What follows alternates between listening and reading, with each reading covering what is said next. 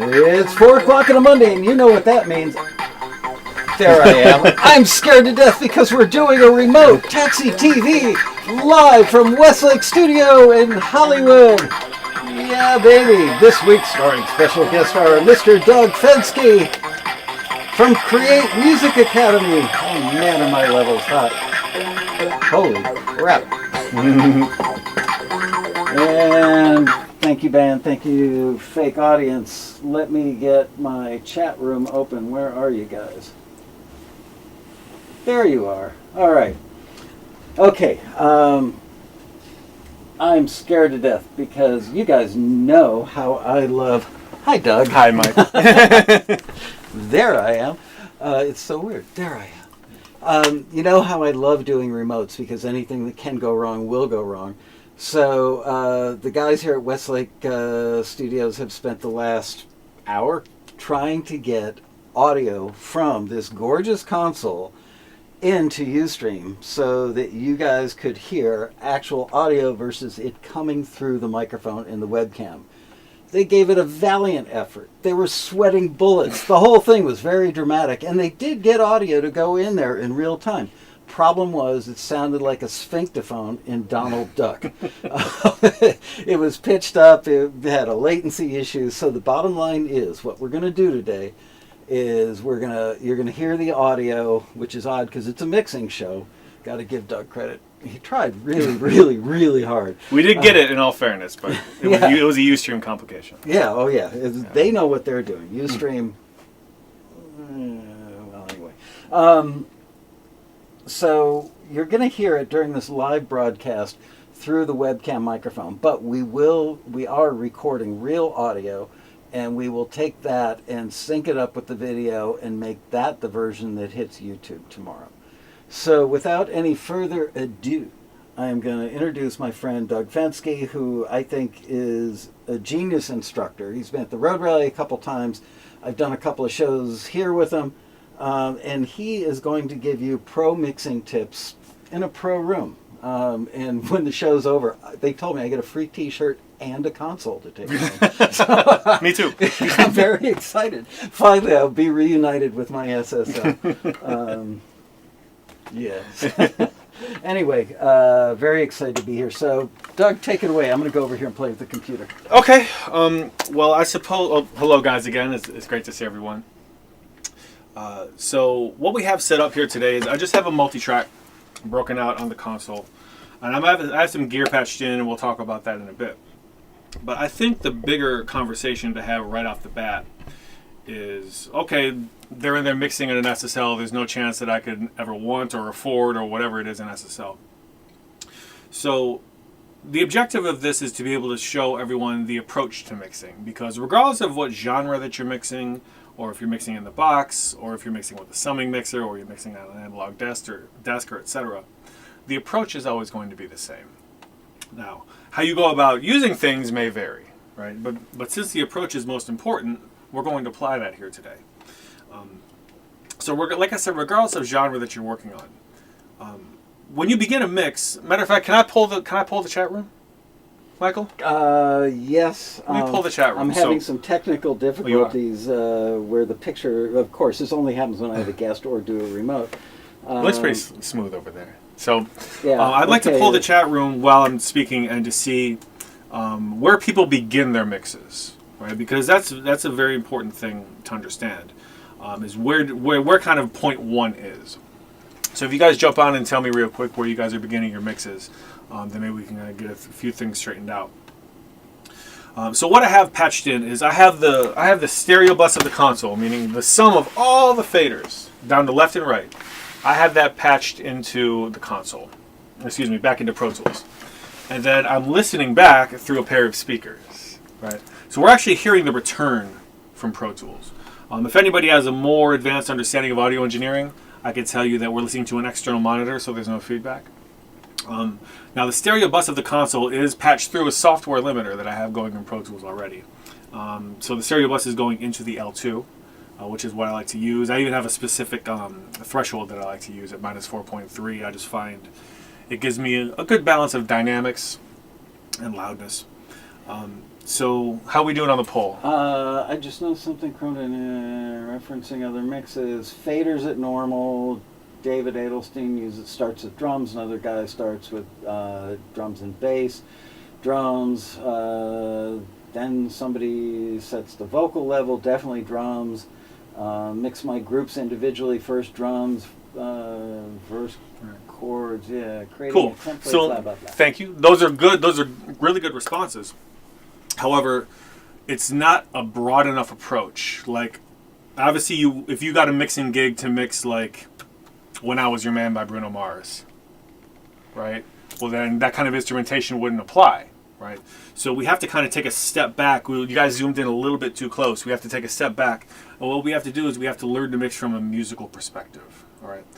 The way that we mix from a musical perspective is understanding the fundamental instrumentation and vocals that are in the song and beginning with that. So regardless of what those fundamentally important pieces of instrumentation are, it could be a piano and a vocal, right? It could be a kick, a snare, and a vocal, and a bass, right?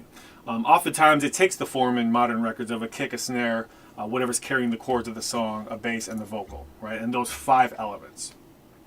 Those 5 elements are the foundation of the mix. Now, those 5 elements are going to vary from song to song and genre to genre, and that's what you want, right? And that's fine.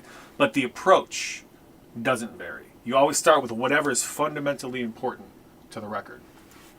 So after you take a listen to the song, you have to be listening for what's fundamentally important. Then you could consider that as like the foundation for a house, right? So when the construction company sets out to build a house, they're going to need to set the foundation before they build the house on top of it, right? You can consider that fundamental instrumentation of the mix just like the foundation of a house. And Michael, what happens to a house when it has a cracked foundation? The house falls down. The house falls down. Well, guess what else falls down? The mix. The mix. The mix falls down just like a house would if the foundation is cracked. So spending as much time as necessary, and kind of as possible, with respect to the deadline, on the fundamental instrumentation, on the foundation of the mix, whatever that may be, which is going to be different from record to record and genre to genre, is what's most important. Because then the other elements of the mix end up being constructed kind of like a house. You have the frame of the house, right, that sits on top of the foundation. Yep. And then you have the roof that sits on top of that, right? So you want to take a listen to the song and identify those elements, and then begin with those elements and where they're all kind of playing together, and that's most likely going to be in a hook, right? If it's an EDM record, it may be the drop, right? But that's most likely in a hook. So taking a step back and listening to what's fundamentally important from a musical perspective and beginning there is really kind of how we should be beginning our mixes. I should probably go over some more things that I have patched in. So I do have some outboard effects patched in. Many of you guys will probably recognize them from your plugin sets and etc. Can they see the rack? I can see a little bit of the rack. So over here, I have various things patched out, and I'll call it out. I'll call it pan. If you can, yeah, you can pan a little. This ought to be good. Maybe keep it low.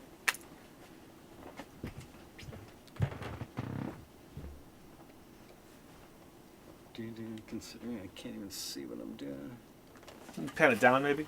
Wave high, Alex. There we go. So maybe up a touch. Huh? Up a touch. There you go. So over here, what we'll be using today, for dynamics and such, we have a 33609, a Neve 33609, a couple of distressors. I do have this Blackface 1176 patched in, as well as a couple of DVX 165As. We are using this TubeTech compressor, the LCA2B. I do have a Summit compressor, DCL200. Over here we got a couple of TubeTech EQs that are kind of modeled after Pultecs. We got a GML that we're going to use, a Manley EQ that we're going to use, and this Summit EQP as well. As for dynamic stuff, we can go back to that shot now. Okay. Excuse me, as for time-based I can't stuff, really see, so how's the top of your head looking? There we go. Okay. As for time-based stuff, so I have a Lexicon 480 patched in. I have an actual plate here at Westlake. The actual plates that Tell them what a upstairs. plate is, Doug. What a plate. So a plate reverb is something that's been used for a long time. There's a large metal plate that lives in something that looks kind of like a coffin. It's about 6 feet long, and it's suspended inside of this wooden coffin. And signal is sent from the control room. Signal being the generalized term for anything, right? Signal could be a voice or a snare or a kick or a guitar or a synth or whatever. It's all sent up to the plate. And then the results now come back down to the control room, and then we can control the decay level, right, back and forth. And as a matter of fact, you may be able to hear it if I adjust it right here. Let's see. You guys will probably be able to hear it on the broadcast audio. But I'm adjusting the reverb time of the plate. And then it comes back down here into the control room and we can hear it. So that's another time-based effect patched in. I also have the Bricasti M7 going. So we'll have a nice selection of reverbs between The what 7? Bricasti M7. I've never even heard of that. The Bricasti M7 it's a modern reverb. It's very, very popular and kind of widely used and widely sought after. It's the remote. That one? Yeah, that's the remote right there for it. That's the remote unit. Bricasti. There's a brain that lives back behind, but that's the remote for it. That's Bricasti, Bricasti. Correct. Italian, I'm guessing. I think so. I don't know where they're from. It's like the It's a Ferrari Bricasti of name. reverb. Okay. It's almost like the modern day kind of classic, whereas the 480 is kind of the vintage classic, you know. Okay. We also have a Avantide H3000 patched in. Of course, we have micro pitch shift dialed up, which is pretty much the most famous chorus of all time. Of course. Every time you put that on guitar and turn it up, it sounds like Nevermind by Nirvana. Right. We have an AMS RMX patched in, and then we have a Lexicon PCM42 delay unit. So that's the time-based stuff that we have patched in. We kind of went over the dynamic stuff. And again, that approach is no different than if I were to sit down and do a mix in the box, and I would kind of line up my time-based stuff. For example, if I pull up a session and I'm going to mix it, I may make an aux return with the Slate Verb Suite Classics, and then I would make another aux return with Little Micro Shift from Soundtoys, which emulates the H3000, and I may make another one with a delay or the whatever, and I would stack them up kind of at the bottom at the end of the session in the same way that I've already prepared these. Okay. Right. So that's before you do anything. Yeah, before you do anything. Okay. Right. Now, because and those aren't set in stone. As you begin mixing, you maybe have to adjust which effects you're using, or even change the plugin, whatever. That's fine. Just like we would change it here at the patch bay. So you don't know what you'll ultimately use, No. but you know the range of stuff you could very well use, Absolutely. so you have it ready to go, so you're not spending 20 minutes Right. dialing it in. And so I don't have to get up and in this case, get up and going into the patch bay. In your case, going back and messing with it and changing it, whatever, you want to be able to streamline your thought process and pay attention to what's going on. And it's no different for your EQs and your compressors as well, that I'm sure you guys use all the time. Just kind of having them ready and kind of having them set up, so when it's time to go, it's time to go. Much kind of like building a template, I guess, in the box. So all that being said, if there's any brief questions about setup, we should touch on them, and then we'll kind of begin listening to see where we're going to begin. There's a little delay, so it'll take a minute. Mojo Bone says he pretty much has a mix bus compressor and a couple of reverbs in a given template.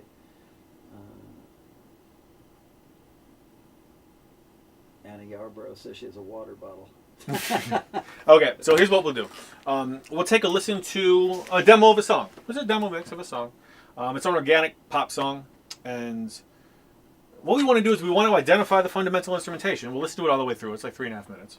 But also keep in mind that we want to be able to begin, where the stereo bus is very active.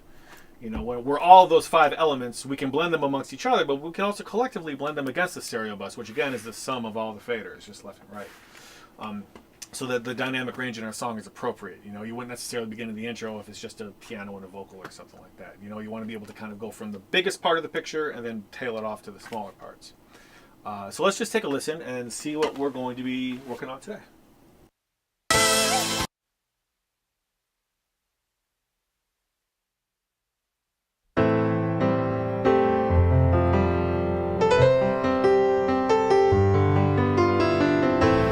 For keeps,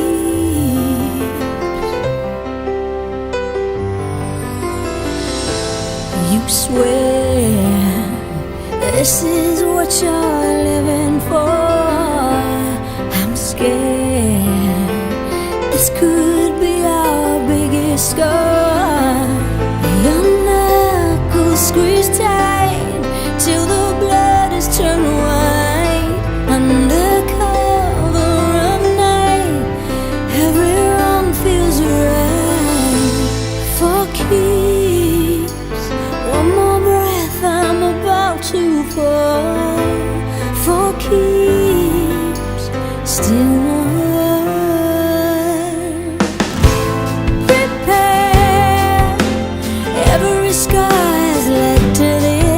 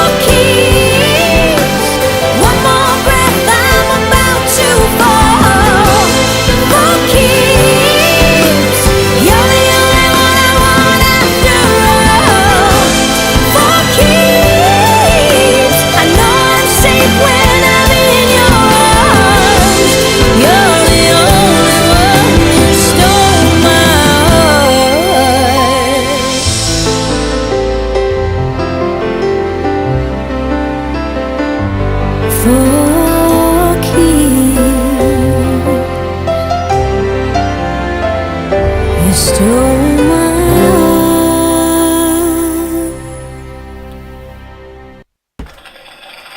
So, Sorry, Doug, I couldn't resist. that's okay. So normally I'd be able to ask, okay, what are the fundamental elements or whatever, but I got to give them a break because they're listening through a mic, right? So what else? That's a really good sounding mic. So what I'll say is, we're going to start in that second hook. We're going to start in that second hook, really when things kind of start coming in. Mm-hmm.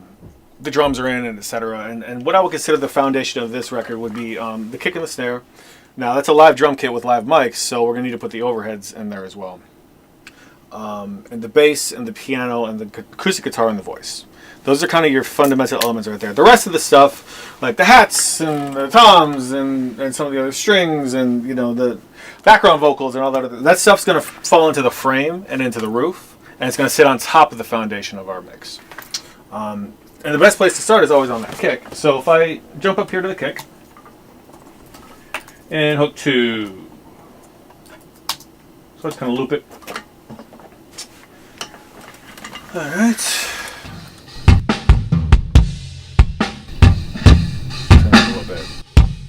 A couple things I definitely want to do here. I definitely want to gate, right? As you would in the box, I can do on the console. We'll get it first here on the SSL.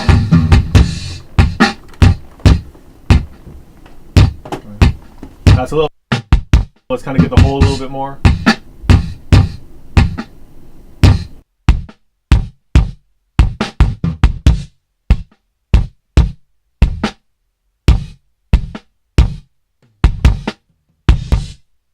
Some other dynamics. I can look at some EQ.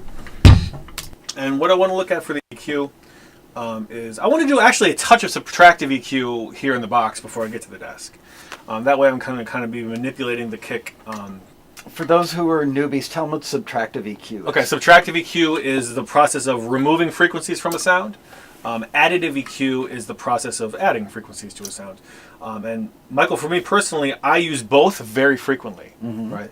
I know there's a lot of people out there that are hardline only subtractive EQ, and they won't boost anything. Just from me and my experience and the things that I've done, in my career, I always have a bit of additive EQ as well. And what I could say is a lot of my subtractive EQ comes via the filters. I do use the filter, the EQ filters a lot to filter out to very high or very low frequencies depending on what I'm working on. And then a lot of additive EQ happens with the bells and the bands in the middle. But I also do a bit of subtractive with those bells, bands in the middle as well. And when he's talking about bells, he's not talking about ding ding The bells. He's talking about bell the curve. Bell curve of an EQ, right? So what I'll do here real quick for I'm this translating for you guys, girls. this kick in microphone is I will pull. I'm going to pull wherever that boxy tone of the kick drum is living, because all kicks really have a boxy thing somewhere, and it sounds like you got like a wooden spoon and you're slapping the side of a box with it, right? They all have it. Just it's a matter of finding it. Generally, it's between like 200 and 300 hertz. Yep. So what I'll do is I'll just play the kick, and I'll just kind of do a cut in the EQ, and I'll move it back and forth here, subtracting that boxy stuff out before it even gets to the desk. So let's see what we got.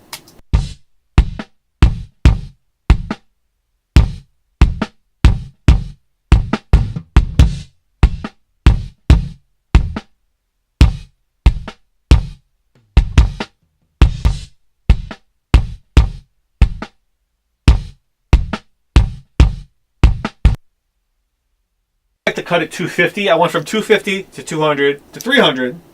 I'm going to do the cut at 250. And I might gate a little bit. It's a little bit clicky for me. So I'm going to go do that now.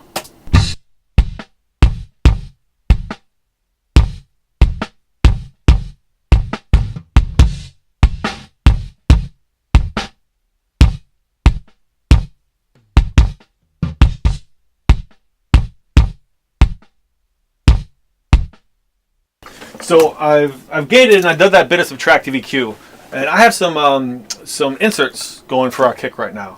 And on the kick, I have the Tube Tech EQ that I mentioned. That's kind of in the style of a Pultec EQ, and I have the what did I put on there? A distressor. And I have a distressor happening after that. So I'll engage the insert and I'll kind of add some EQ. Then I'll add some compression for our next step for our kick drum. It's a lot of work for a kick drum. Well, of course. But it's the foundation of It's part of the foundation. Michael, if I come into the company hires me, comes in, mix this record for me, of a 12-hour session, I'll spend 4 to 5 hours just on the foundation. Right. Because once it's set, everything else is easy. Right. I'm not trying to undervalue whatever, but like it really does become easy to fit a mix across the foundation of a mix. Like then really it's just moves. Easy. Yes. Then we're just we touch things up and we kind of drop it in. Yep. So as much time as it takes, man. As much time as it takes. The number one question I've had during my entire career. I'll scoot in over here. So, whoops, sorry. There I am. The number one question I've always had is, why doesn't my stuff sound like the stuff I hear on radio? People are looking for that glossy, slick, sexy sound. It starts with the foundation. Absolutely does. And by the end of today, we'll explain where the sexy, glossy crap comes from. Sure. Okay. All right. So, let's get that going.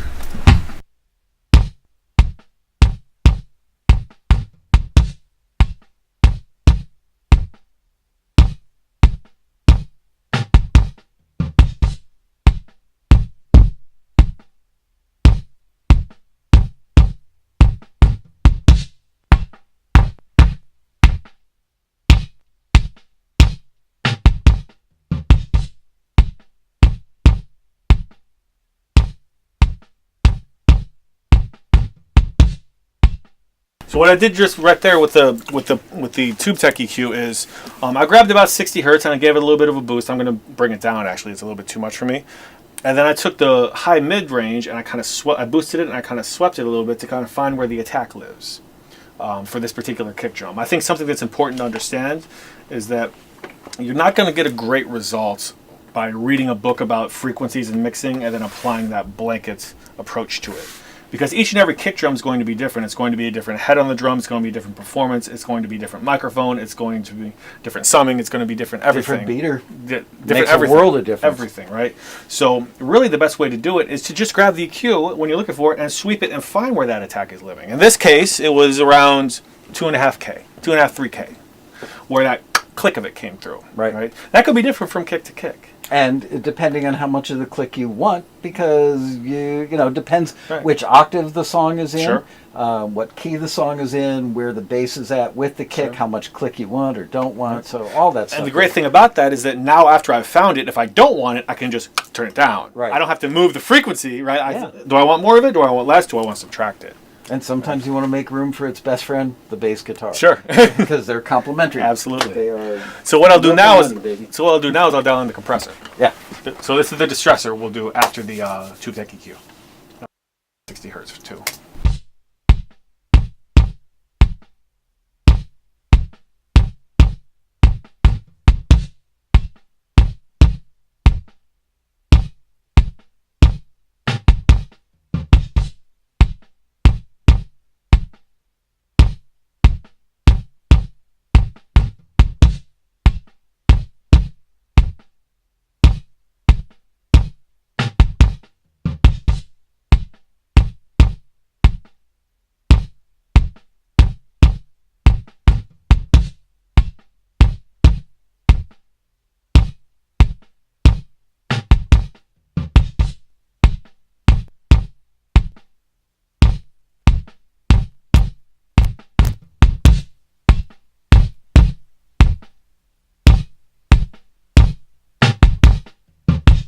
Okay, and that crackling that we heard is actual crackling from actual gear as I was turning knobs.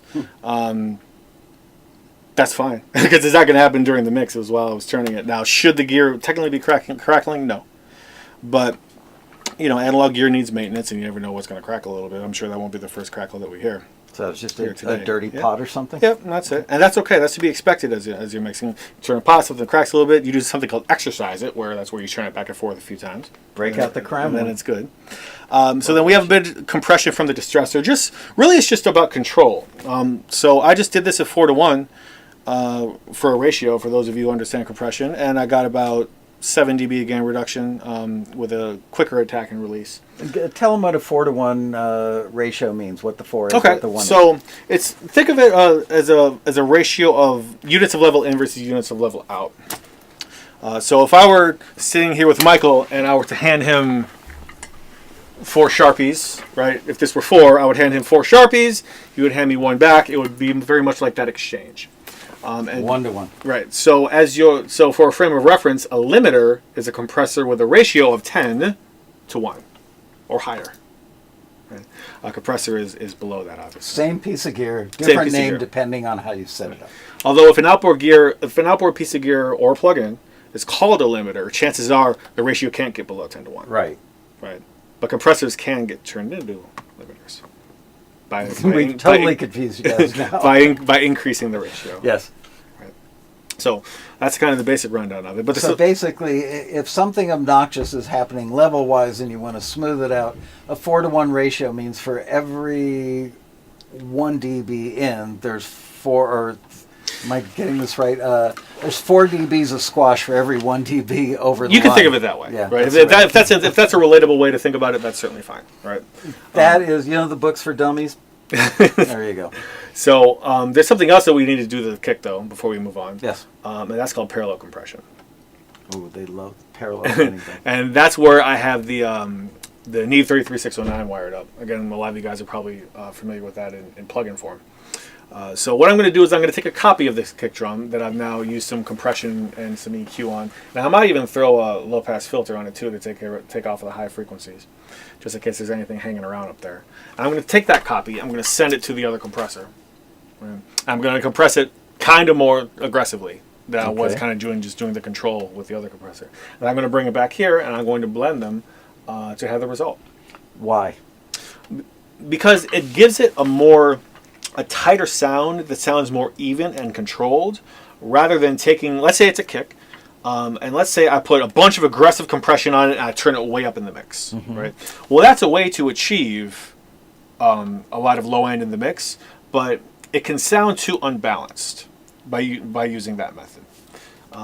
The method of having a nice solid kick for the foundation and then using a copy and compressing it a little bit harder and then blending the two signals together kind of makes it a bit more even and a bit tighter and a bit easier for you to mix the rest of the song around it.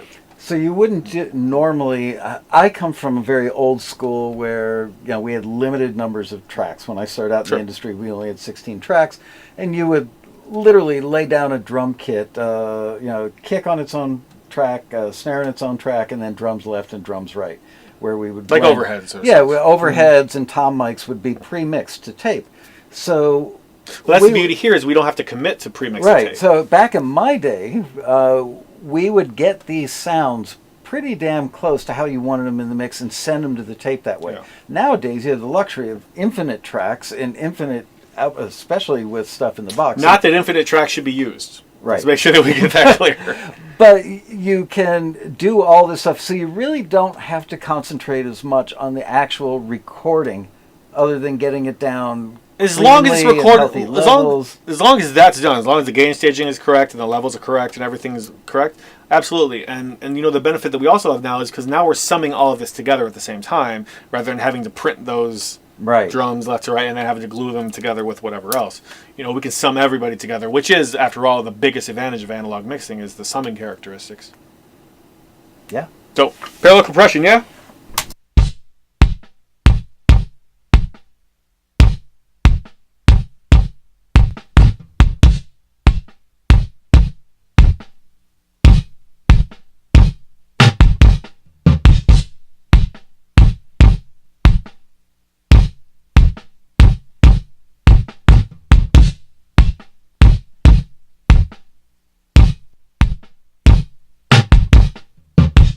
Here's what we'll listen to. I'll play back with both of them, and then I will remove the local mic, and we'll just hear what the parallel compression is doing. I'm curious for you guys to let us know if you can hear the difference when we A/B. That's a good question.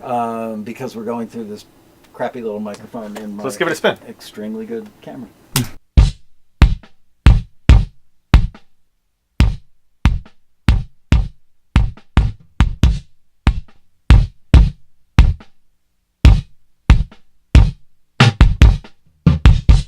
And there you have it.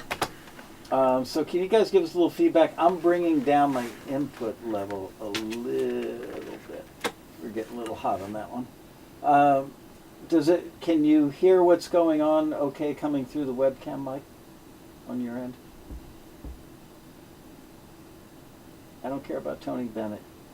What? Yes, it translates, says Martin J. Frog. Good. Yay, good to know. Cool. All right. All right, well then let's jump on this kick out then. All right, now I don't have a bunch of gear patched into the kick out. I'm just going to process it here on the console. We'll solo it up. And that's just the microphone that's on the outside of the head of the kick drum as opposed to the one that's on the inside next to the beater. So where's my kick? Cut. Around the same area that we did on the kick in.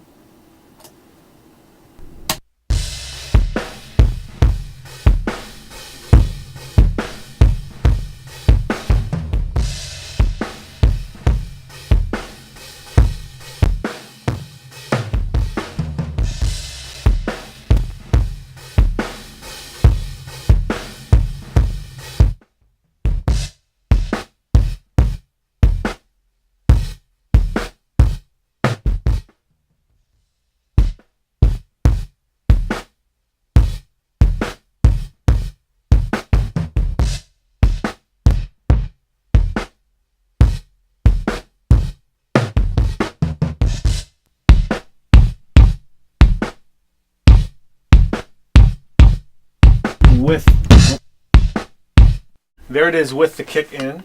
Those two microphones side by side. Do you have any knowledge as to what the mics were? Oh, oof. Did you record this? Yeah, no, I did. This is my record. The kick in, I think, was an this is so long ago. I think it was a D1 or D12. Okay. AKG D12, and I think the kick out was a FET 47.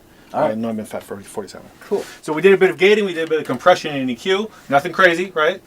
And then we're going to take a listen to it. I'm not going to send it to the parallel compressor. I actually want a little bit of that kick in to kind of stick out a little bit more. So then we can kind of take a listen to where it's at.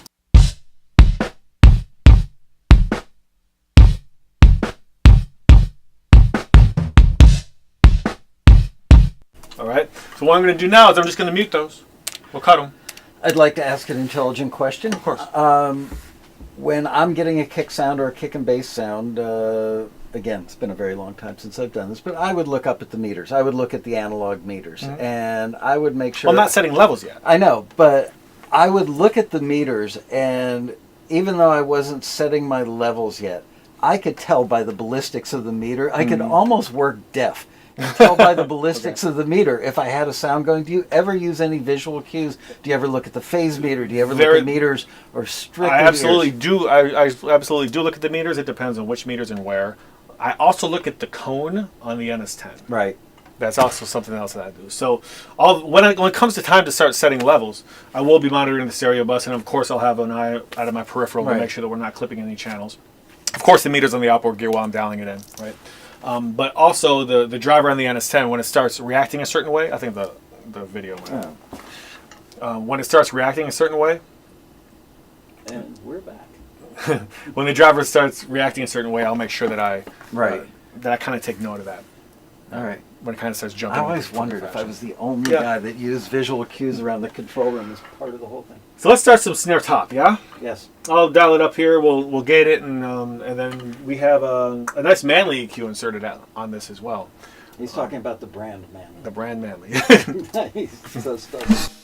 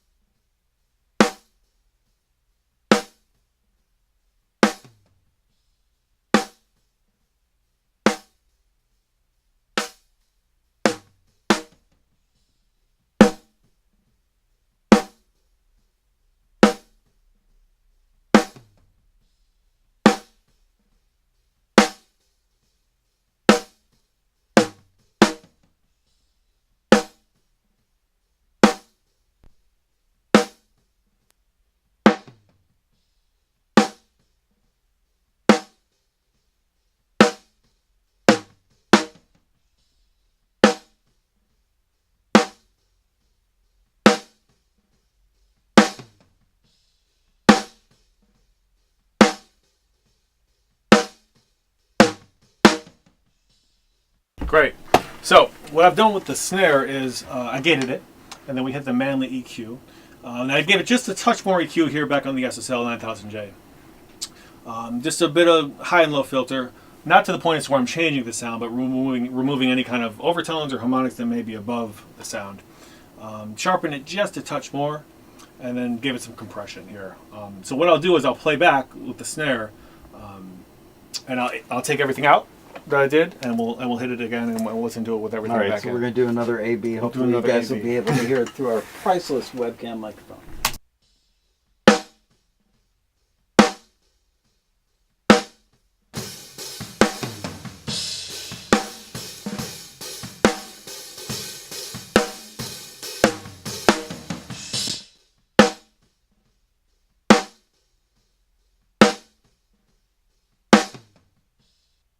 And there's our A/B for that. Right? Now, good. there's two more steps that we got to do for the snare. Okay. Right. One is parallel compression, right? Because I need that kick in that snare to hang in there with all the other instrumentation that's going to come around it. You hear it's a ballad, or at least half of a ballad, right? The mid. It's got the big strings, the guitars, and whatever. And we need the kick and snare to stay steady. So I'm going to add parallel compression to this, and then after that, we're going to have to jump into some reverb. And we'll look at some of these nice, gorgeous reverb units that we have available to us here today. Okay. So let's parallel compress. How much of this stuff do I get to take home again? I'm not just getting the T-shirt, right? Well, the Al was here. You can talk to Al. That's right. Questions that jump out to you too. Make sure you fire them over. Absolutely.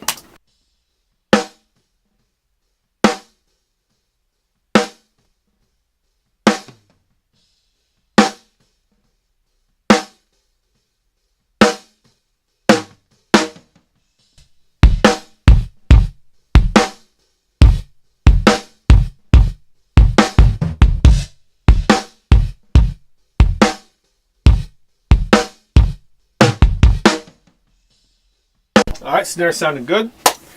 So why don't we jump? Why don't we try the 480? We'll try the 480 first. So the Lexicon 480L. It's a digital reverb device.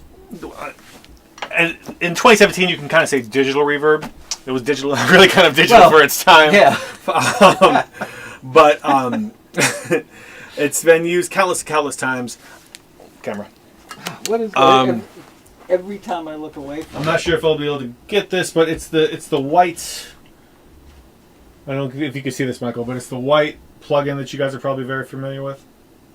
Right, it's the 480XL, not the what's the other one? 224 was the original. Yeah, no, it's not a 224. It's a 480L. It's the version that we have here. It's a 480L. And we'll see what we got there. Probably like a room. We'll give a room a spin. We'll kind of cycle through a few of them. Smaller room.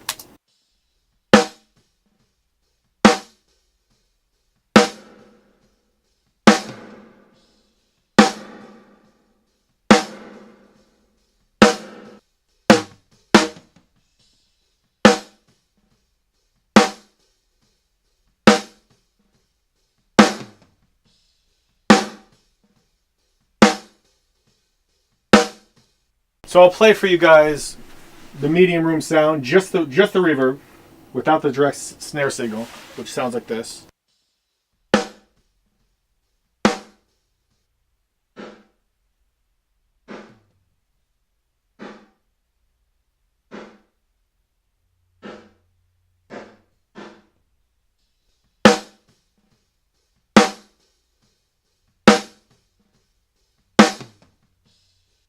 So I like that. It's small, it's tight, it's compact. It's not going to be kind of blanketing over our entire mix, and we certainly need to fit the vocal on that as well.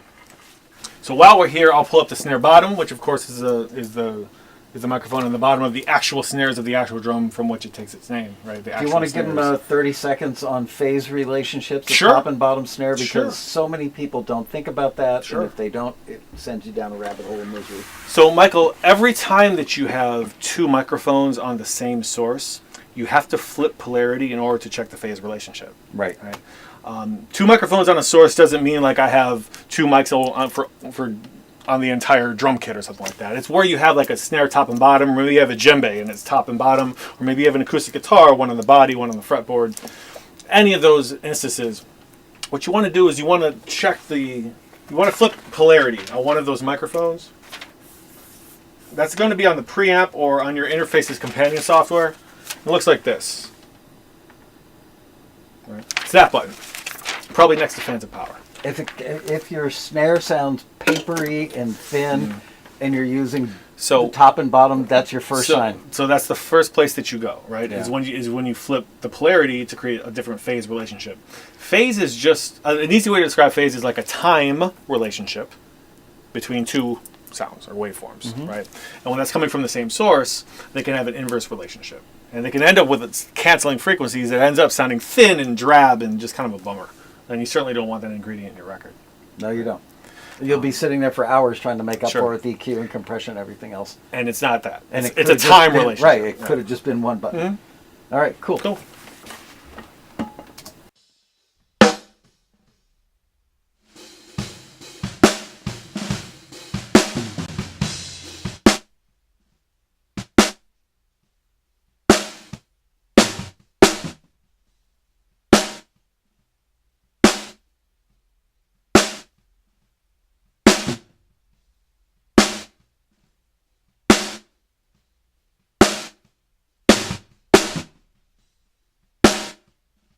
All right, so while I was there, I gated it. I gave it just a touch of EQ. I kind of filtered out the very bottom up to about, what did I do? Up to about 160 hertz. Sharpened it up just a touch in the mid. I think that landed at about 4K for this particular instance. And then just gave it some compression on the desk and sent it to that same reverb that we sent the other snare to. So I didn't know those frequencies going into it. I didn't say, okay, I know exactly where I'm going to put the filter. I know exactly where I'm going to do the boost, etc. I just kind of rocked it back and I just kind of rocked it for a second, and then I listened to how it was impacting that sound. Again, you can't take a blanket numbers approach to it. You can certainly use certain frequencies as a guide when you start developing a deeper understanding of mixing, but at least at first, and even into more of the professional realm as well, it's more about starting with that macro view of, do I want the snare to sound sharp or not? Right? Well, if I want it to sound sharp, then I'm going to grab my band and I'm going to sweep until it sounds sharp with the gain boosted on the EQ. Turn up the gain, sweep it, watch the level of the speakers, and sweep it and find it. No amount of reading will get you to knowing the exact frequency of the exact sound every single time. It's more about being open and beginning on that macro level and then working it down into the micro level after that. And it's ears. Yeah. No, absolutely. It's ears. People spend so much time listening to other people, like what's the forum, Gear Sluts, Yep. and places like that. Everything they say has to be taken with a grain of salt because it's their personal experience working on that particular project, and it may not exactly relate to what you're doing, your room, your whatever. There are a million variables. Right. Nothing is better than working in your own room. Sit there with a snare drum for an entire evening, sweeping frequencies and playing with compressors. You'll learn so much more. And the next day, a different snare drum will react differently Right, to the exact same absolutely. process. Yep. So that makes so much more sense than believing somebody who speaks with great authority on Gear Sluts and only knows his room. I hate that guy. No comment. He's a Gear Slut. Now, while we're here, I might as well do these overheads. Because these overheads, left and right, also have kick and snare in them. But I don't want really a lot of hype from the low end or from the snare or whatever. I really kind of looking for more detail on these overheads. Because I'm getting a lot of those big frequencies from the local microphones. So I just kind of wanted a little bit of that color. So that's what I'm going to do right now. So let's check out these overheads and see how they sound.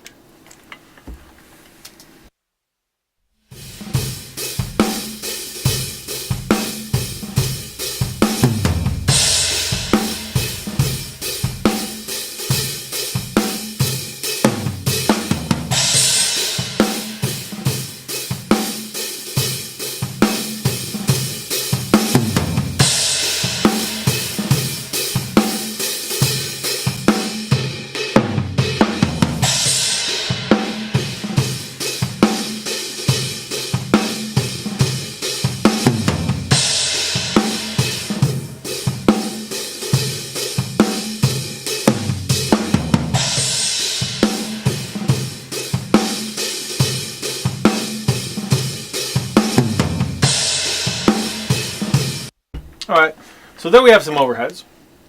Do you remember what you used on the overheads, microphone-wise? They were either 67s or C12s. Nice. I can't remember exactly. Either choice would be Yeah, spectacular. I mean, well, it's certainly different tones there, between Yeah, the C12 and the 67. It was one of those two. Some of That's these other like mics saying, actually. which one have of written. Charlie's Angels do you like? So I did a bit of compression and a bit of EQ. I took off the very bottom up to about 200 hertz, and I filtered the top down to about, looks like 9K. And as you guys probably heard, and you'll hear on the detailed audio later, I only brought the filter down as to where it really wasn't affecting the signal, where it's like, oh wow, that sounds really dark now. It's just brought out, again, to get rid of aliases and overtones and kind of really the crap that lives on top of it. And ultimately, the objective with that is to make the vocal shine, which we're going to get to here in a second. All right. So the vocal can really occupy those frequencies. In a nutshell, you're eliminating all the frequencies that you don't really need because Correct. they'll mess things up and make it swimmy sounding later. So Yeah, and we roll can't- off the bottom because Roll you off don't the top. need it, and roll off the top because you don't need Because it. we have plenty of low end already in this kick, and we still have to fit the bass in there as well, right? And the very tippy top, those frequencies aren't living much there anyway, nor can we really hear them. Right. So we want to carve that stuff out, but not do it to the point where we're marring the sound or sullying the sound or making it sound dull or dark or whatever. We're just removing whatever may be living up there. And these are the things that really only come with practice. Yeah, I suppose I, I can mean, agree you with can that. learn about it in a book, but you can learn how to do it really well with your ears. Absolutely you can. So that's what I did for those overheads. So we're going to need to jump. We'll cut those. Why don't we jump to the vocal, right? We'll do the vocal for a bit here. And then we'll kind of hit the other pieces of the foundation, and then we'll start getting some levels on it. How are we doing on time? We're good. We're halfway there, so we've Okay. got 45 minutes. Yeah, so we should be able to get a nice example of a foundation together and maybe kind of drop a few other elements in. Cool. If there's any questions, let me know. If anybody's asking anything in the forum. Define aliases. Hmm. Aliasing. I guess a way to look at aliasing would be frequencies that we can't really hear, but are kind of doubled above the range of human hearing, which stops at 20 hertz. That's why we can't hear, 20 kilohertz. That's why we can't hear like dog whistles that are frequencies that are much higher. And it's a result of frequencies living up there and kind of doubling upon each other. And then while they're doubling upon each other, they kind of dip down into the area that we can hear and then can create weird relationships that are really not very desirable. So I think that's kind of a broad way to describe aliasing. Somebody wanted to know which mics you used on the snare. 57. On the top end? Yeah, man. That's all you Okay. need. Yeah. Throw a 57 on it exists for a reason, right? No. You can try every other mic on the planet, and people have personal preferences, but I would say 90% of all snares we hear on records are probably with I a agree. 57. It's 57. If it ain't broke, don't fix No, it. it helps that it's going through a 1073, a Neve 1073, but, it's 57. Is he using Cubase? No, Pro Tools. we're using Pro Tools.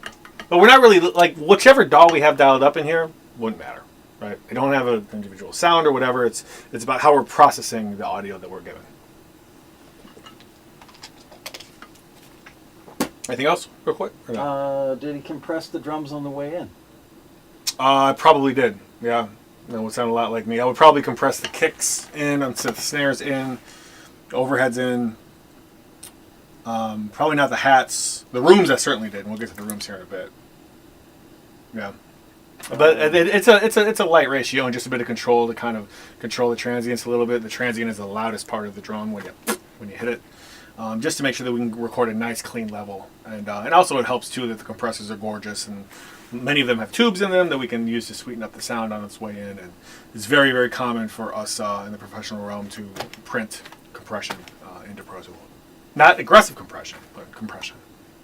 I lost the question. That was a good question. Did you already say what you rolled off? You did, on the overheads. Yeah, I already rolled them off. Everything above 9K.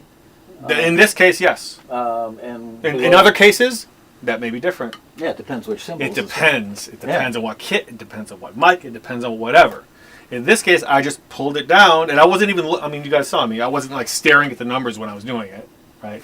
I was listening to see, okay, how far am I going to take the filter? Okay, now it's a little bit too far, so let me back it back off, and then that's how I arrived there. And then I took a look at it, and it ended up at about 9K in this case. It's true. I would say more often than not, I would just turn an equalizer, and you know by feel and you know by ear Yeah. more than you ever actually have to stand up and Right. look at what you're doing. And that's not the way that we mix records. You know, we don't go, okay, this one's all right, 1.5K, boom, boom, okay, that one's right because that's what I read. Right. I Right? read it on gear sluts. I read it on gear slut, so 1.5K boost, okay, that's done. Like, it's very much not that. You have to treat every record and everything, you know, specifically, Michael, with the macro approach of foundation first. Yep. And then frame. Absolutely. Okay, moving on. Moving on. All right. Where are we? Vocal. Yes. So the vocal, what do we have? So we'll do the dynamic stuff first. So the vocal, I have, I'm going to hit the left side of a GML, the Massenburg EQ that's 20 to 20 fully parametric. So I'm going to hit a very flexible EQ, and then I'm going to hit a vintage Blackface 1176. Then we're going to come back. Then we're Limiter compressor, which is the most common one on the planet. that or the L2A. Most commonly desired. Yeah. Anyway. Most commonly desired, and we just happen to have the vintage one here. And then we'll come back here at the desk. Now, after I do that, I'm going to have to go into the box in DS, right? After I dial that stuff in. So I want to pull some of those S's out. Translate that. I have to pull some of the S's out of the performance. And when he says back in the go into the box, he means Into the electronically. computer. With, electronically, yeah. right? And that's going to be happening before I hit all that nice outboard gear. Then when I get back to the console, Michael, after that outboard gear is done, I'm going to add a little bit more processing on the J, right? On the SSL-J. So I'm going to add a little bit more compression. I might add a little bit of EQ. I might add a little bit more. And then that's for the dynamic side of things. We'll get to the time base, the reverbs and the choruses and et cetera after I do that. So why don't we get this vocal going for us a little bit? Let's listen dry, I guess, for a second. One more breath, I'm about to fall. For keeps, you're the only one I want after all. For keeps, one more breath, I'm about to fall.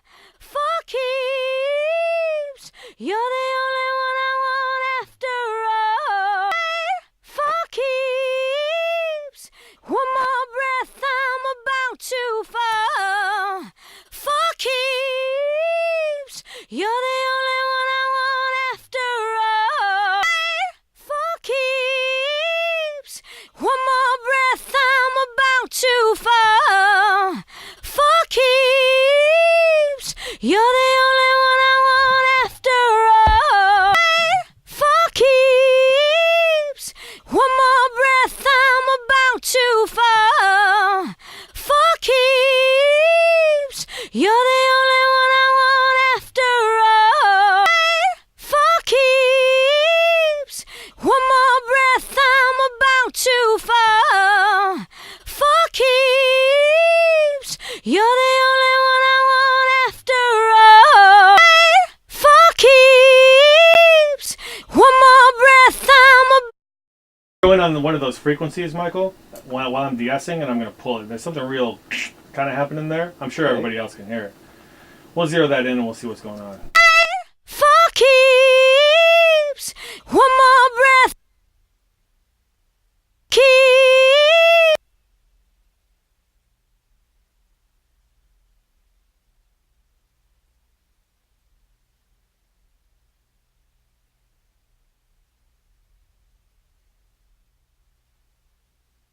Keeps, keeps, keeps, keeps, keeps, keeps, keeps, keeps, keeps. About there. You hear that? Huh? Take a listen. Keeps. Get that out of there. Keeps, keeps, keeps, keeps, keeps, keeps. For keeps, one more breath, I'm about to fall. For keeps, you're the only one I want after all. For keeps, one more breath, I'm about to fall. For keeps, you're the only one I want after all. For keeps, one more breath, I'm about to fall. For keeps, you're the only one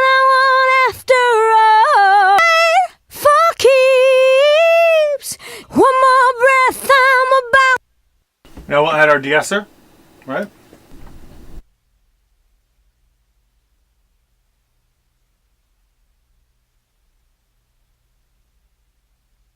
We have a list, Michael, so we don't want to make sure that we're making a song about for keeps. Right? No offense to anybody with a lisp, I'm just saying we need to remove that from the record. For keeps, one more breath, I'm about to fall. For keeps, you're the only one I want after all. For prepare, every scar has led to this. I bet once you aim, you ain't gonna. Too much. I backed it off a little bit. It was kind of taking out a little bit too much. I bet once you aim, you ain't gonna miss. Your knuckles squeeze tight till the blood has turned white. Cross the line. So why don't we look at some reverbs and some chorus and time. Did she record this in a vocal booth? Was it dead? Did she use one of the little curvy things that goes? No, this was done in a proper live room. It's about that size. Okay. Yeah. So 8x8 kind of. Yeah, something like that. Okay. Mm-hmm. Prepare. Let's do the plate. Why don't we do the plate? Absolutely. We'll see how that's going. What's your favorite decay? Your default decay time on a plate? Oh, I don't know. I mean, to a point, it depends on tempo, Yeah. right? But it also depends on how much space I want to put the piece of instrumentation or the vocal in, right? Do I want it really kind of swimming in something? Do I have enough space for it to be swimming in something? Is it an artistic choice to have it swimming in something or not? To be honest, the plate right now, what's it set at? It's set at about 1.5. Okay. So I'll dial it up. We'll listen to it, right? And we'll kind of finesse it back and forth, and we'll see what we got.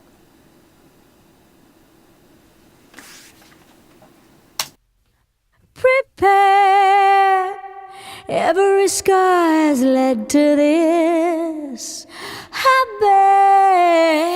bet once you aim, you ain't gonna miss. Your knuckles squeeze tight till the blood.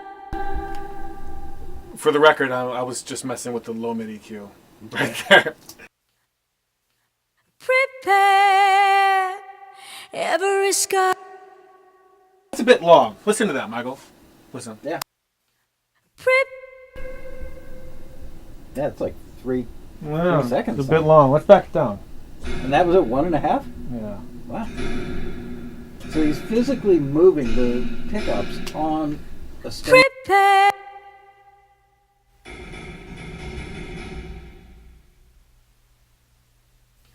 Prepare. It might be a touch short, but we'll know really when we kind of start setting the level of it. That feels better. Prepare. Every scar has led to this. I bet one.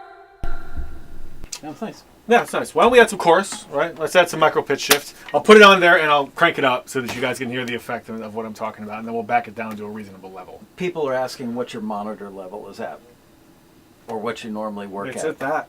I don't know. I really don't. I'm sorry, I don't have an answer. Like, I It's mean, about that loud. if you read a book, it'll tell you 80 to 85 dB for 10 hours is the most that you can tolerate, or something like that. I haven't really started setting levels yet. I'm really just kind of dialing in frequencies. I'll be doing a lot more of the level up and down as I'm setting levels, but I'm just kind of getting sounds on what I have right now, and I don't have it blasting. I'm Michael. I also don't have a dB meter in here, but It's just loud enough. it's loud enough. It's a comfortable level. Yeah. You know. And I'm not saying that to be informal or casual or flippant about anything. I'm just saying, like, put it to where it feels good. Prepare. Every scar has led to this. I bet once you aim, you ain't gonna miss. Your knuckles squeeze tight till the blood has turned white. Probably something more like that, right? let's mute that. All right. Why don't we look at the bass? Okay. Bass is right next to it. And did you record the bass? The bass is trillion. Oh, Mhm. never mind. Can't speak highly enough about that. That means out of the box. So I have the Tube Tech EQ and wait, what do I have? The other Tube Tech? Yeah, I have the other Tube Tech EQ. I don't know. I just know if I look away from the screen, it'll freeze, so I have to stay fixated on it. I'm ignoring it for that reason.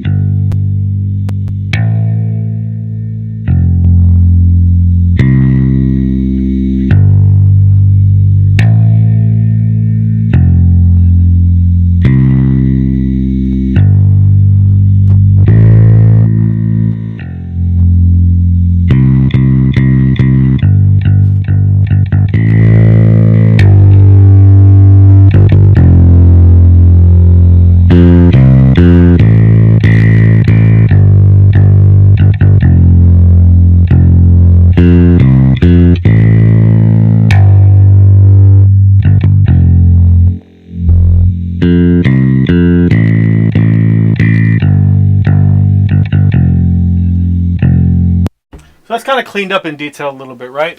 But why don't we add a little bit of chorus to that? And then we're certainly eventually going to need to check that against the kick and see how we're doing frequency-wise. Maybe even do some side shading, some ducking when we get to that point of blending the levels and see how they're doing. But it's really important to get a good sound on it first. So how about a touch of chorus? What have we done so far? We have we've done some high and low pass filtering, again to the point, not to the point as to where we're marring the sound or changing the sound, just kind of filtering to kind of started on its way to get it out of the way of the kick, because we're going to have the kick drive the low end of this record. High frequency is just anything that we're not hearing, we're kind of getting rid of. And then we cut about 100 hertz, and then we gave it some compression. That's where we're at with it. All right.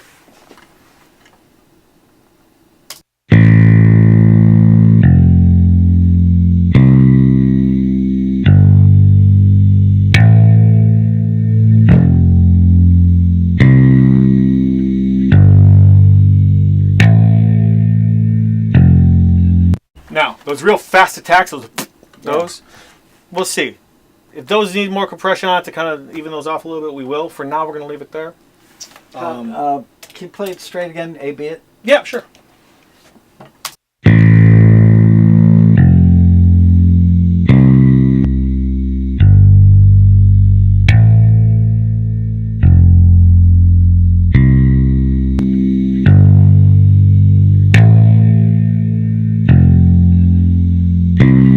Which is out. The one we were just listening to was in, right? Yeah, okay. One more. So, out. This is flat.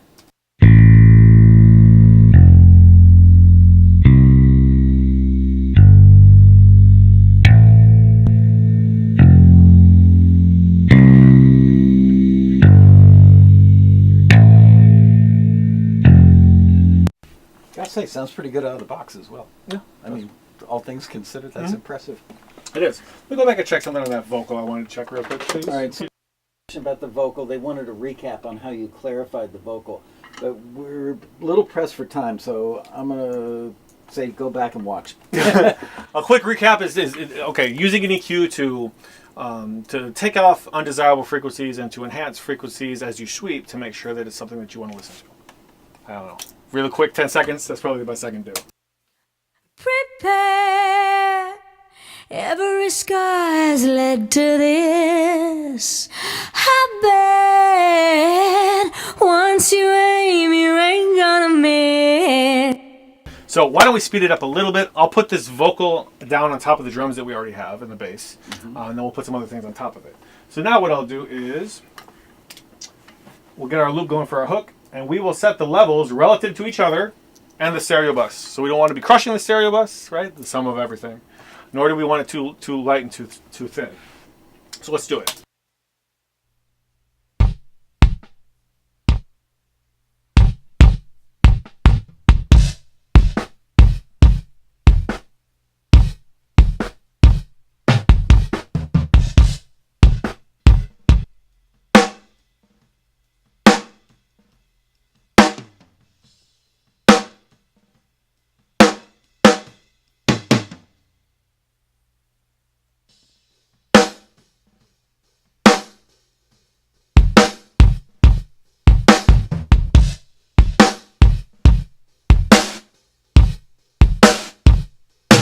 Going to dim, I'm going to set levels with the speakers dimmed. Okay. And then we'll open it back up. We'll see how it goes.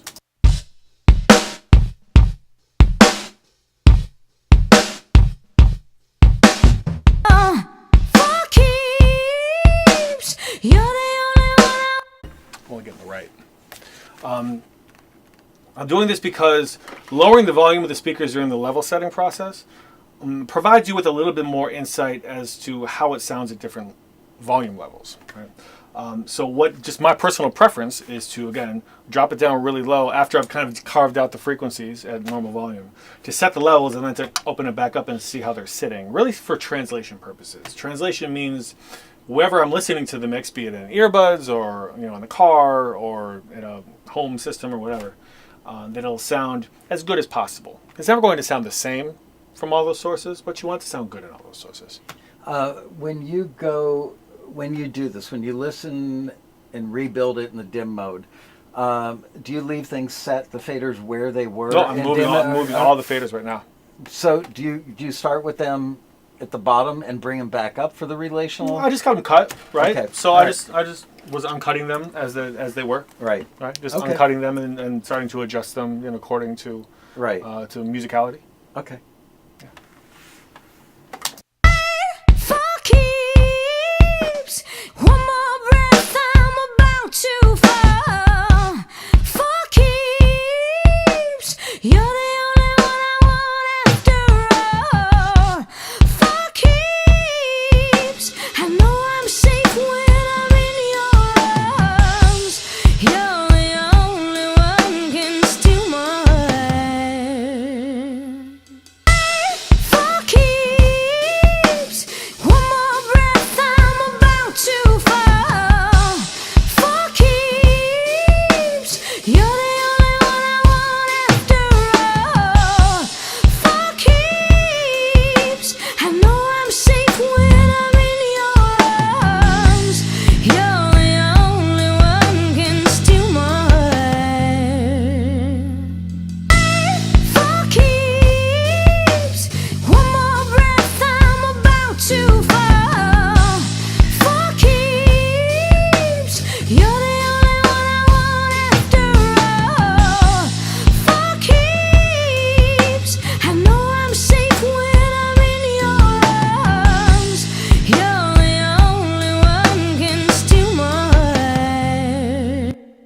So I've set those kind of relative to where they were at, and I know we can't see the meters in Pro Tools here.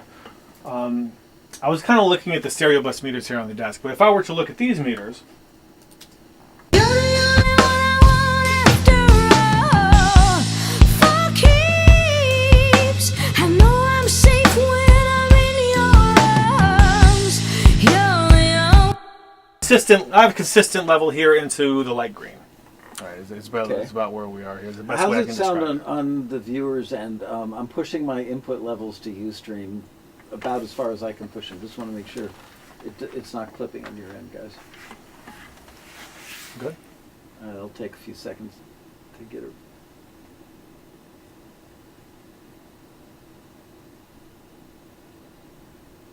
So while we're waiting for that, I will maybe we'll put the piano in. Right, Okay. we'll put the piano in on top of that. See, on the piano, we have those DBX 165A compressors. Love those. So why don't we get those going first? Most underrated compressor on the planet, I think, for certain stuff.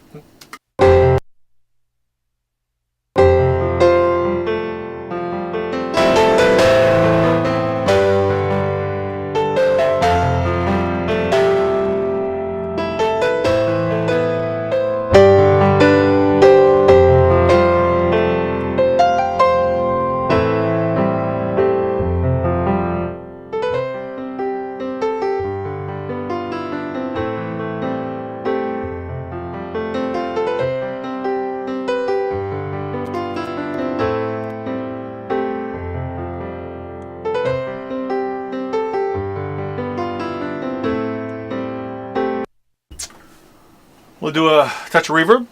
Sure. Probably some EQ here too. We'll make sure we get that going.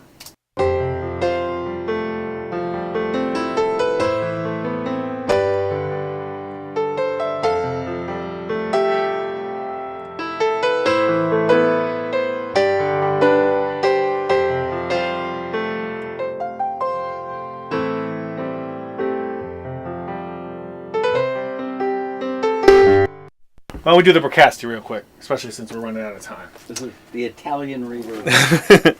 So Sounds like a Ferrari. why don't we look up? Well, we got a hall here.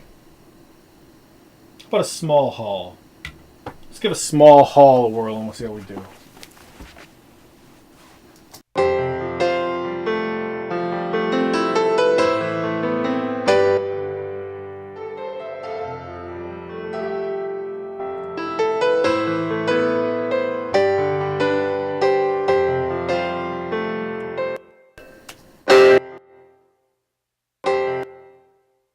I think it sounds very good, and that kind of brings up an important point, Michael. Mm-hmm.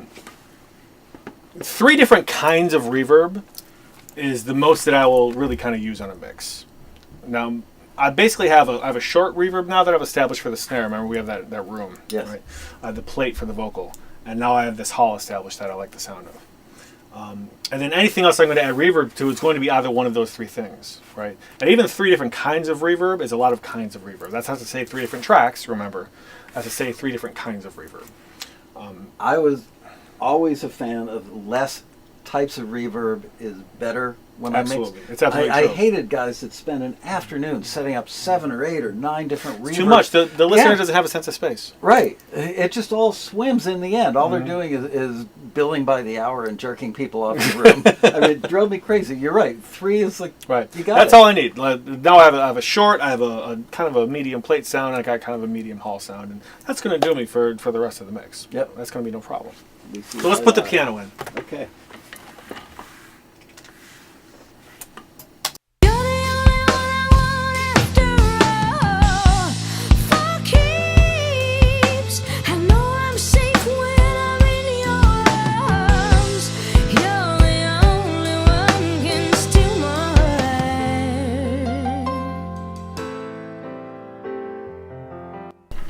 You're the only one I want after all. For keeps, I know I'm safe when I'm in your. I kind of want a little bit more low mid in the piano. It's a little thin for me, so I'm going to put some more in.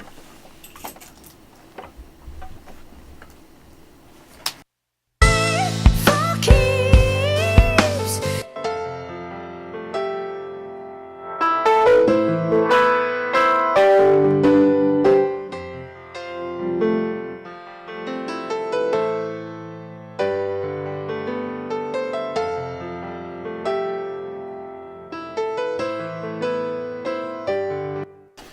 So that landed at about 200 hertz. I tightened the bandwidth, right? For all those of you that aren't understand EQ, I tightened the bandwidth a little bit more into that 200 hertz. And I boosted it just a touch. How much? I don't know. No more than 3 dB. Because you know SSLs have circles that are a general guide of 3 dB, but about that. It's a little thicker. So now we'll try that in the mix. Keeps. One more breath, I'm about to fall. For keeps. You're the only one I want after all. For keeps. One more. Well, Michael, if we hustle, can we get to the acoustic guitars? Yeah. All right. I mean, we can go 5 or 10 minutes long. There's not a federal law that prevents us All from right. going Well, over. you know, I like to hit deadlines. I know you do. Glad- Doug is, I don't know. We see eye to eye in a lot of stuff, but that's one of my favorite things about him is if he says, I'll be there at 2:30 and set up, he will be there at 2:30 and set up. He's a professional. Thank you, sir. Also, I want to mention that Al Machera from Westlake Studios just went to get a T-shirt. We're going to give away. Oh, I cool. said to him, "Hey Al, got any T-shirts that we can give away?" And yes, he came back with a shirt. Thank you, shirts. Al. Okay. Oh, maybe one's for you. I hope. All right, so some lucky viewer is going to win this baby. You got to understand, the only people that have these are people that record in this world-class facility. This place has been around for how many years? 40. 40 years of excellence. So yeah, by the end of the show, we will give this away. Thanks, Al. How are we going to give it away? Is it going to be a question? Yeah, or what? we'll go up and down the chat room. I'll just run my finger up and down and shut my eyes, and somebody will get one. Okay. Fair enough. Guitar, right? Prob- Let's shape the guitar. Probably breaking some contest law by doing it that way. But True, this is California. Yes. What do we have for the guitars? The tube tech compressor. Great. So let's get it played back and acoustic guitars. So this was a geez, what was this? I think I have the notes on that. Yep. So for this acoustic guitar, it's doubled, right? And the acoustic guitar had a U47 on the body, and what did I have? A KM84 on the neck, right? Okay. So that's a Neumann U47 tube microphone on the body and a Neumann small diaphragm KM84 on the neck. Most of you don't have cars that cost as much as that too. And not to mention the pre that it goes through. Yeah, what did you put it through? Gee, you know what? I can't remember, man. I'm sorry. Whatever it was, it cost a lot of money. All right, here we go.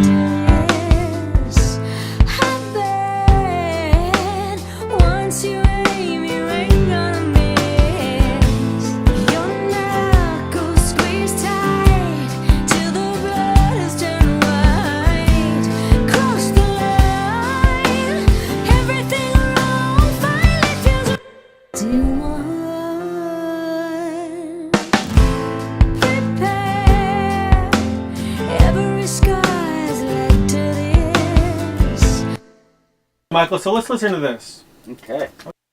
The first hook. Listen to the first hook, and then the drums come in, and then the guitars come in, and the bass and all that stuff. And let's just make sure that it's impactful, because we haven't heard the pre-chorus, the B section here yet.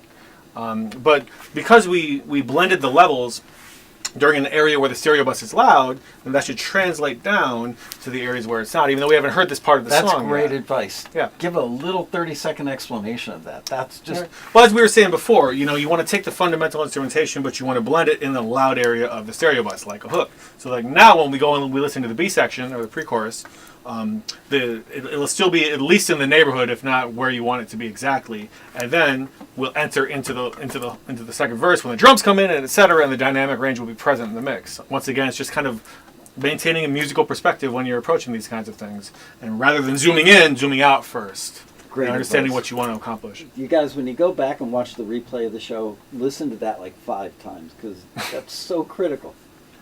Well, let's give it a spin, yeah? So here's the B section. B section hook, and then second verse where everything comes in. This could be our biggest scar. Your knuckles squeeze tight till the blood is turned white. Under cover of night, every wrong feels right. For keeps, one more breath, I'm about to fall. For keeps, still more. Prepare, every scar has led to this. I bet once you aim, you ain't gonna miss. Your knuckles squeeze tight till the blood has turned white. Cross the line,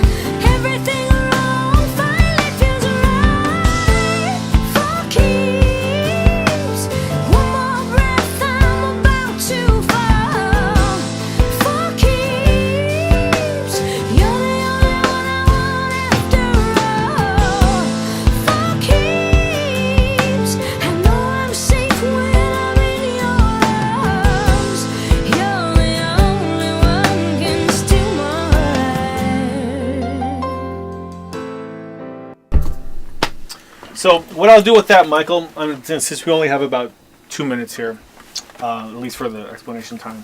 So what I'll do is, if I were to consider that final, my foundation, that's exactly what I want for my foundation, I would leave that intact and in constant. And then as I started adding other elements around it, putting the strings on top of it, etc., I'm not going back there and changing the level of the kick and changing the level of the snare and changing the level of the vocal. That stuff gets blended around the foundation as it exists, right? And of course, and that's a mixing style. That's not something that that's everybody... an approach. Right. Right, that's an approach. Not everybody works that way. I agree with that methodology, but some people will get in there after they've laid the foundation, go screw with it. It's like, why? Yeah, I know. It's like, why did you spend hours getting the foundation together? And then, yeah. So and then we'll finesse effects and we'll put extra things in there. And of course, eventually you'll get to the automation process. And then, yeah, that'll be that. And you kind of drive it home. Do you automate by section, or do you do a live pass top to bottom and then go back in? I don't really do top to bottom. I'll kind of zoom into each part of the arrangement. Like if I know the second verse needs attention here, here, and here, I'll go there. Then maybe I'll jump to the first B section, and maybe I'll jump to the break or the bridge or the down. I kind of break it down by parts of the arrangement and detail the record as I move.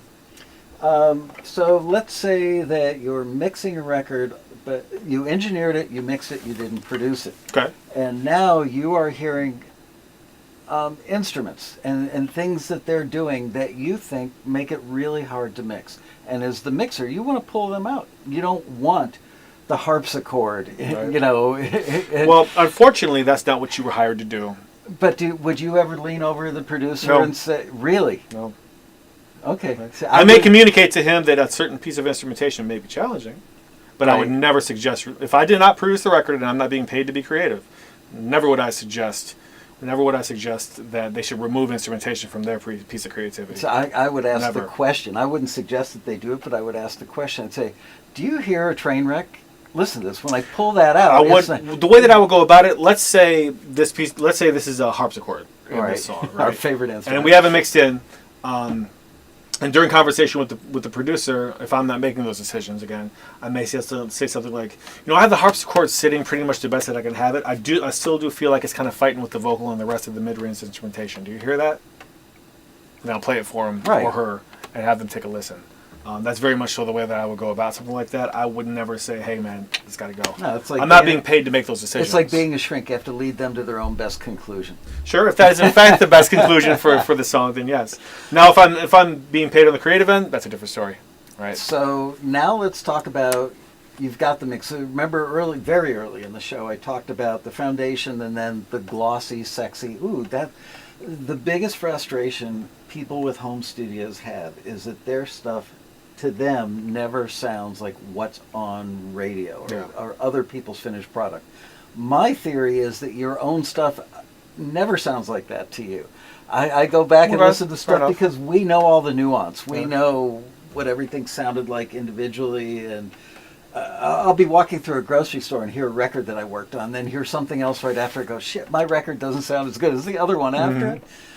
What do you do to add the gloss at the end before it goes to mastering? Well, we've already seen a little bit of it, right? We've already seen a little bit of it in the detailing of frequencies. Mm-hmm. As things start blending, again, having analog summing plays a huge role. I think somebody mentioned that as a summing mixer. Right. That's going to play a huge role.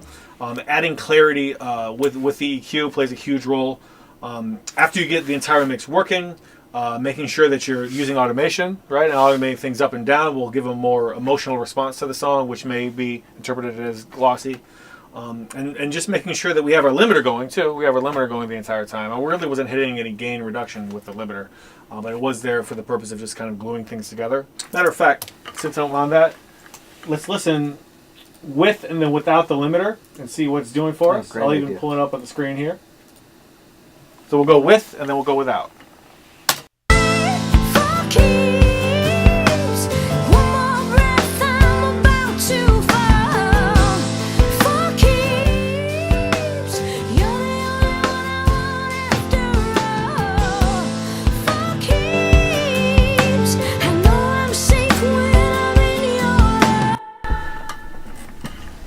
So that was in and then out and then in again. Yeah. There was one moment during that passage that I nicked 1 dB of gain reduction.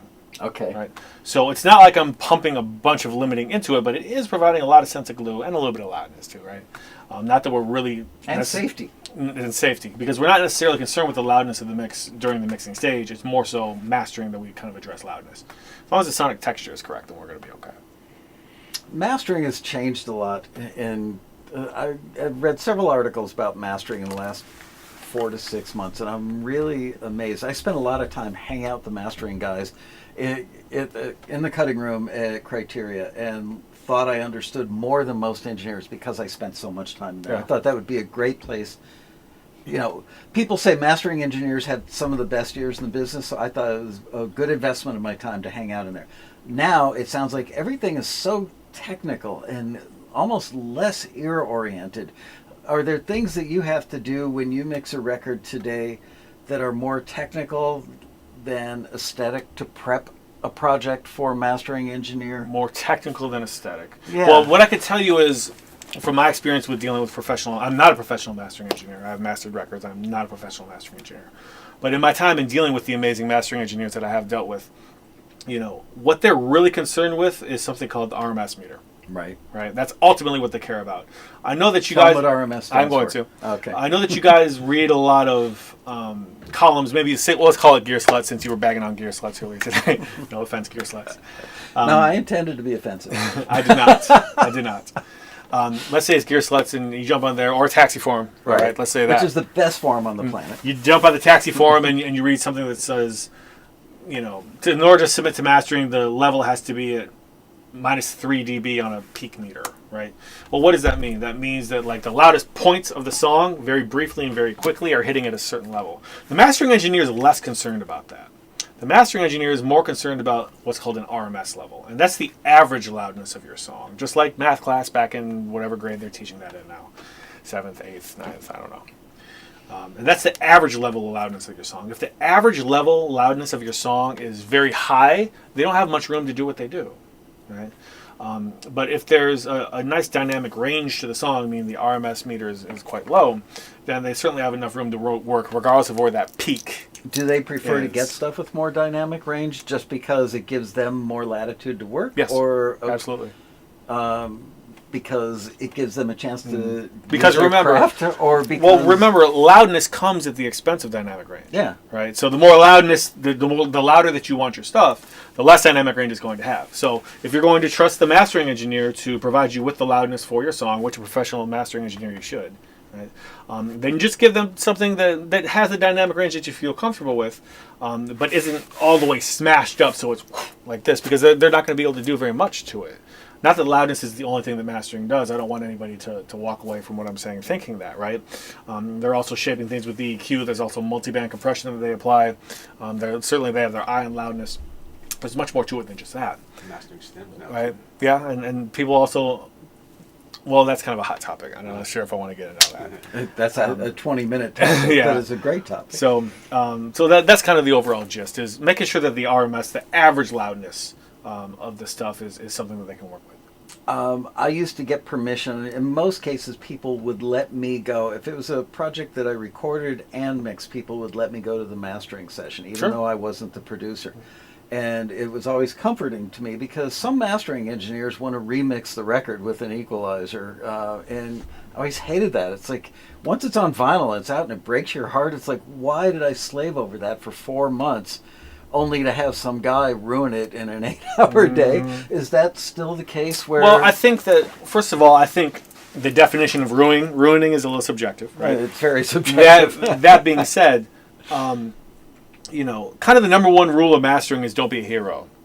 You know, the objective is to enhance the creativity that was given to you. Mm-hmm. It's not really to try to make big significant creative changes. It's to enhance what was given to you already. And good professional mastering engineers understand that. And that's kind of the best route to go. With mastering software so readily available now, and people don't want to spend the money on mastering, they will master at home. And it's a double-edged sword. On one hand, it's great that your stuff can sound mastered coming from your home studio without going to the expense. On the other hand, it's a craft. Sure. that is very difficult to learn. And I've found that friends of mine who were mixers that decided they didn't want to work 20 hours a day in the studio, so they went over to the mastering side. They would confide in me later that it took them a solid year of 8 to 10 hours a day before they could call themselves a legit mastering engineer. Well, that's the thing, Michael. It takes more than a year and 8 to 10 hours a day to be able to do this, right? It's like anything else. Really? You didn't sign up for that thing in the back of Boys Life magazine and learn it in a week? It's no different than anything else, man. You know, I mean, it's no different than anything in our realm, or I suppose in a bigger perspective, life, right? Yeah. It takes practice, right? It takes trial. It takes error, and one of the big reasons why Al and I opened this school was to kind of eliminate a lot of that trial and error for individuals, to kind of expedite their process. So you don't have to go through 8 to 10 hours a day of a year to be able to do whatever you want to do in the studio. It's really to kind of expedite the process and take the practices that have been done here for 40 years and to put them over there to school. You guys watching the show here, I should get on camera for this, but you guys watching the show know that I never, ever, ever plug anything unless I would buy it or I believe in it or I will attach my name to it. To give you an idea of how deeply I believe that this school is an amazing place to learn, largely because of the way Doug teaches. You got a sample of it today. And I've heard such great things about what he's done at the Road Rally. My next door neighbor has a son that's 18, 19, 20 years old, and one night neighbor, I've known the kid since he was a toddler, and my neighbor said, my son wants to be a record producer, an audio engineer and then record producer. Can you meet with him? So they came over and spent like 3 or 4 hours at my house, and I said, you know what? You really need to go to Create Music Academy in Hollywood, because I can't say that other schools you will walk out of there with a learned craft, but I'm convinced that you can here. And that's largely because of Doug. And this is coming from somebody who, I'm not a big fan of most teachers. I don't like academics. And that's right, because you know what? I'm a music man who teaches. Right. Right? Yeah. All right. You get it, man. You come at it from the approach that makes it sink in. You explain the why. Yeah. And once you understand the why, then you can go find it on your own because you know what you're searching for. And that's what separates you from other people that talk about 2D, plus 2 dB.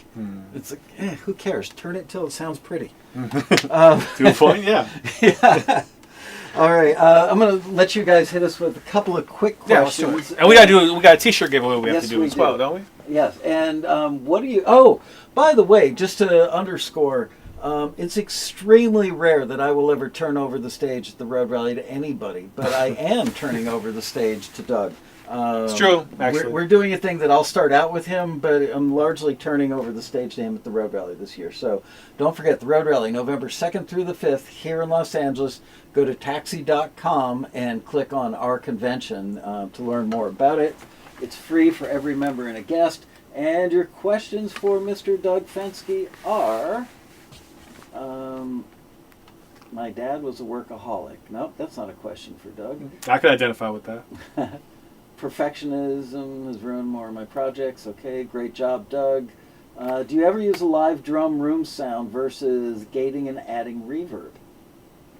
I think it depends on the kind of room that you're in, right? I mean, if you have a facility like where these drums were recorded in Westlake Studio D down the hall, well, that's what I'm going to use. And as a matter of fact, we didn't even get to the rooms. I have four different room mics here that we didn't get a chance to hear. Should I play them real quick for 2 seconds? Sure. All right, so what I'll do is I have a Royal 121 mono overhead. We'll hear that. Then we'll hear a stereo room of B&K 4004s and Omni, which means omnidirectional. Then we'll hear a U87 crushed and squashed that's way in the back. So I'll play those real quick back to back so we can take a listen. So here's the 121.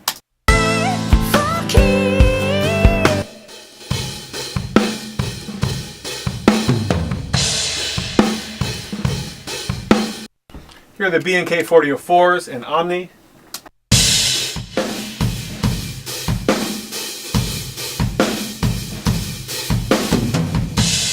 And finally the U87 crushed, compressed very hard.